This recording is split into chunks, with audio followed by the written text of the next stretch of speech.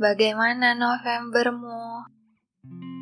Ya, belum ada cerita sih ya, karena ini masih awal bulan. Sisa 1 bulan lagi untuk sampai di tahun yang baru. Pasti punya banyak harapan. Menyusun ulang lagi sebuah resolusi. Atau pakai yang sudah ada karena di tahun ini banyak yang masih belum tercapai. Atau mungkin belum ada satupun yang tercapai. But gak apa-apa. Toh resolusi yang sama setiap tahunnya bukan berarti kita tidak berusaha. Kita tidak bisa apa-apa. Karena mungkin jawabannya bukan sekarang. Jadi dilakukan terus-menerus untuk sebuah jawaban gak ada salahnya. Walau banyak sebagian dari mereka yang takut dengan sebuah jawaban, lalu akhirnya memaksa diri mereka sendiri untuk berhenti. Padahal, ketakutan atas jawaban itu gak seburuk yang dipikirkan. Bisa jadi jawaban itu sebuah kebahagiaan. Ya, who knows? Kan sudah tahu bahwa ruang dan semesta tidak pernah ingkar janji soal juang.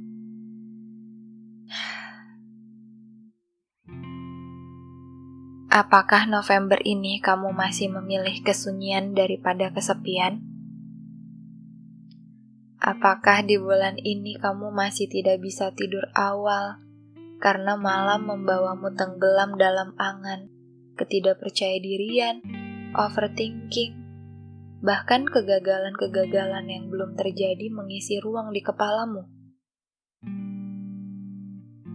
Apakah kamu tahu apa yang orang lain takutkan? Ya, mereka takut kalau mereka tidak memiliki harapan lagi. Ketakutanmu itu tidak akan terjadi, karena kamu masih punya harapan, bukan? Apakah kamu masih menyukai warna hitam namun kamu takut dengan kegelapan? Tidak bisa melihat apa-apa, katamu. Padahal, jika kamu memberinya waktu, semua itu akan terlihat. Meski samar tapi tidak benar-benar pudar. Apakah November ini kamu masih kesulitan untuk mengikhlaskan sesuatu yang sudah tidak menjadi milikmu? Karena bagimu ini bukan soal merelakan tapi juga melepaskan. Nggak semua hal bisa kita kendalikan. Jadi, teruslah hidup untuk tahu berapa lama keberhasilan itu akan tiba.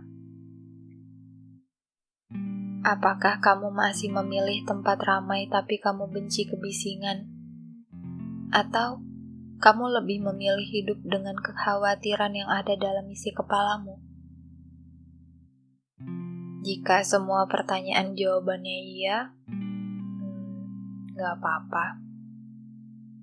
Sebab hidup akan terus berjalan. Dan berjalan gak selalu sesuai dengan harapan. Dan yang perlu kamu tahu, kalau kamu gak pernah sendirian.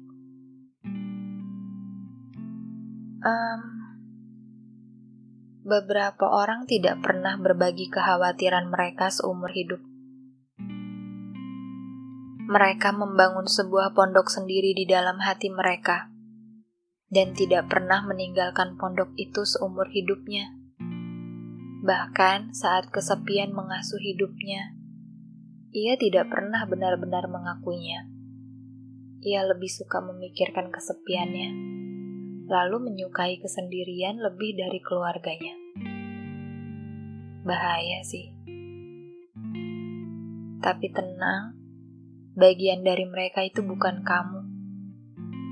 Jika sekarang kamu dengar podcast ini, kamu gak termasuk bagian dari mereka. Jika masih ada orang yang mengerti perasaanmu, itu tandanya kamu gak pernah sendirian. Jika keluargamu masih memarahimu, memintamu melakukan sesuatu, bahkan kebisingan rumah yang sudah merajai dirimu sendiri, yang sebenarnya tidak lebih bising dari isi kepalamu sendiri gitu. Bersyukurlah, karena November ini masih memberimu kesempatan untuk hidup lebih baik lagi. Saya jadi ingat seseorang yang saya kenal betul dengannya, bahkan ia sangat dekat dengan saya. Seseorang yang lebih banyak diam untuk memendam segala sesuatu yang ia pikirkan dalam-dalam. Seseorang yang lebih suka berjalan sendirian, tapi dia takut dengan kesepian. Seseorang yang menyukai warna pelangi, tapi ia memilih warna hitam. Seseorang yang tidak suka makan obat karena pahit, tapi suka dengan kopi tanpa gula. Aneh sih. Rutinitas pagiku hampa kalau nggak ada kopi ini. Begitu katanya. Waktu dia bilang kayak gitu, sambil dia memegang cangkir kopi kesukaannya, dia seperti tampak senang menelan kepahitan. Senyumnya, matanya. Sorry. Seseorang yang sangat suka dengan keramaian. Dia lebih suka berada di tempat dengan suara keras daripada sekadar ramai gitu. Makanya setiap weekend dia sibuk mencari tempat-tempat untuk dia kunjungi, kayak konser atau acara-acara lainnya. Ya, dia selalu punya pemikirannya sendiri gitu. Setiap kali saya tanya kenapa harus ke sana, kenapa harus selalu sibuk mencari sebuah kebisingan, padahal kebisingan itu tidak pernah jauh-jauh dari isi kepala kita. Suara-suara yang selalu terdengar bahkan saat gelap sudah mulai menyambut untuk beristirahat. Dan dia jawab pertanyaan saya. Dia bilang, kebisingan di luar itu berbeda dengan kebisingan isi kepala sendiri.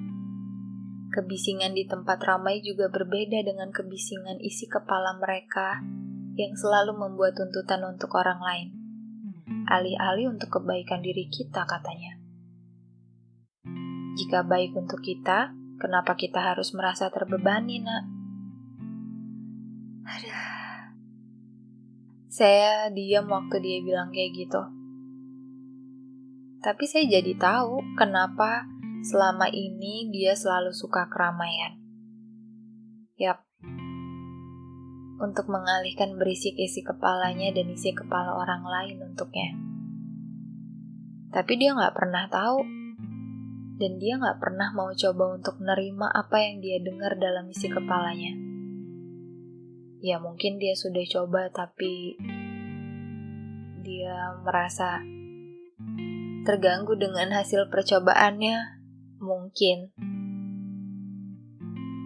kalau saja dia sudah mulai merasa nyaman dengan suara di dalam kepalanya sendiri gitu, dia gak akan terganggu dengan berisiknya orang yang belum nyaman dengan isi kepala mereka sendiri. Tapi saya gak pernah bilang ini sih sama dia. Kenapa? Karena seberisik apapun suara yang tidak mau ia dengar, seberisik apapun tempat yang dia kunjungi, saya yakin dia tidak pernah benar-benar lepas dari dirinya sendiri. Dia tidak pernah kehilangan dia. Bangga. Oke. Ya, buktinya sekalipun dia gak suka dengan rasa pahitnya obat gitu, dia bisa menemukan kepahitan lain yang menurutnya layak untuk dinikmati. Itu sebabnya saya percaya sama dia. Dia hanya sedang mencari jawaban, tapi suatu hari nanti ia akan tahu bahwa sebenarnya ada banyak tempat berisik di dunia ini. Tapi kita tetap akan pulang dan lebih memilih untuk terus diam lalu mendengar berisiknya isi kepala kita sendiri, bukan? Gak apa-apa untuk berada di tempatmu sekarang. Kamu gak ketinggalan. Kamu nggak salah jalan. Kamu sedang berada di tempat yang memang perlu kamu alami. Dan jika November ini kita masih tidak bisa keluar, mungkin bisa dicoba untuk pergi ke dalam. Siapa tahu rasa aman dan tenang sebetulnya ada di dalam diri. Mungkin kita sedang diberi waktu untuk diri bergerak tenang. Nggak terburu-buru. Meski gerak tubuh jadi terbatas, tapi isi diri lebih leluasa. Beri ruang untuk tenang ya. Sudah banyak yang bikin takut. Mari membuat banyak tentram. Dan untukmu orang baik yang sedang mendengar podcast ini, kita sama-sama belajar ya untuk memberi batasan. Jangan sampai kita gemar mengejar yang belum ada, lalu lupa untuk menjaga yang sudah dan lagi ada. Semoga harimu menyenangkan.